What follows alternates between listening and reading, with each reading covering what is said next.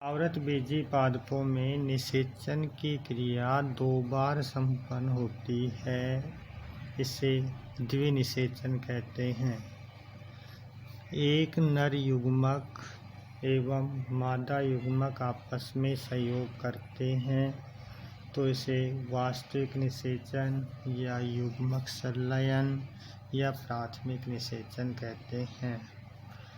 दूसरा नर युग्मक द्वितीयक केंद्रक के साथ संयोग करता है। इस प्रक्रिया में 3 केंद्रक आपस में संयोजित हो जाते हैं, इसलिए इसे ट्रिपल संलयन या दोहरा निषेचन कहते हैं, अर्थात ये दूसरा निषेचन है। इस निषेचन के फलस्वरूप प्राथमिक भ्रूणपोष केंद्रक का निर्माण होता है, जो भ्रूणपोष का निर्माण करता है। भ्रूणपोष निषेचन के पश्चात प्राथमिक भ्रूणपोष केंद्रक से भ्रूणपोष का निर्माण होता है। विकास के आधार पर भ्रूणपोष निम्न 3 प्रकार का होता है। केंद्रकीय भ्रूणपोष, इस प्रकार के भ्रूणपोष में केंद्रक में बार बार विभाजन होते हैं और असंख्य केंद्रकों का निर्माण हो जाता है, जो कोशिका द्रव में तैरते रहते हैं। धीरे धीरे ये परिधि की ओर विन्यासित हो जाते हैं। इनके चारों तरफ भित्ति का निर्माण हो जाता है। मध्य में एक बड़े आकार की रिक्तिका बन जाती है। इनका जीव द्रव्य सूख जाता है। जैसे नारियल का खाने योग्य जो भाग है एंडोस्पर्म, यह भ्रूणपोष होता है। यह भ्रूणपोष आवृतबीजी पादपों के पॉलीपेटली वर्ग में पाया जाता है। दूसरा भ्रूणपोष है कोशिकीय भ्रूणपोष। इस प्रकार के भ्रूणपोष में प्राथमिक भ्रूणपोष में जितने बार विभाजन होता है, उन विभाजनों के साथ कोशिका भित्ति का निर्माण भी हो जाता है। इस कारण इसे कोशिकीय भ्रूणपोष कहते हैं। इसमें चूसकांग बाहर की ओर निकले हुए रहते हैं, जो पोषक पदार्थों का अवशोषण करते हैं। आवृतबीजी पादपों के गैमोपेटली वर्ग में इस प्रकार का भ्रूणपोष पाया जाता है। तीसरा है हैलोबियल भ्रूणपोष।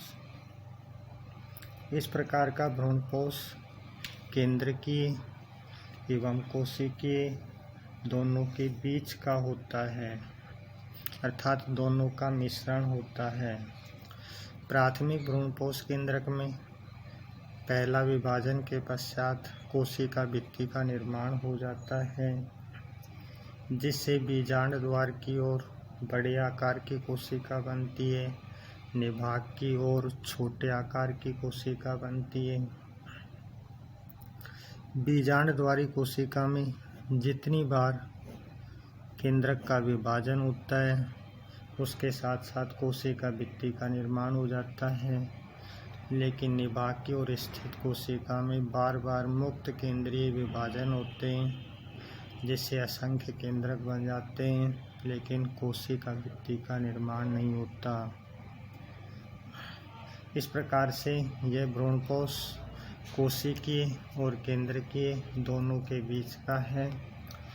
यह भ्रूणपोष एक बीजपत्री पादपों के हैलोबियल गण में पाया जाता है।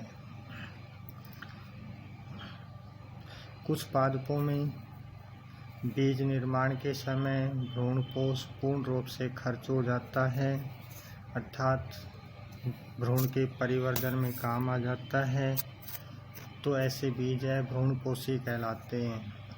लेकिन कुछ बीजों में शेष बचा रहता है तो वह भ्रूणपोषी बीज कहलाते हैं, जैसे गेहूँ, चावल, बाजरा, ज्वार आदि। भ्रूणपोष के कार्य। भ्रूणपोष कार्बोहाइड्रेट, वसा, प्रोटीन आदि का संचय करता है, जो परिवर्धित होते हुए भ्रूण को पोषण प्रदान करता है। कुछ पादपों में भ्रूणपोष में चूसकांग पाए जाते हैं जो परिवर्धित होते भ्रूण को पोषण प्रदान करते हैं। यदि भ्रूण में भ्रूणपोष शेष बचा रहता है तो बीज अंकुरण के समय यह काम आ जाता है, अर्थात जब तक पत्तियां नहीं निकलती उस समय तक पोषण उपलब्ध कराता है।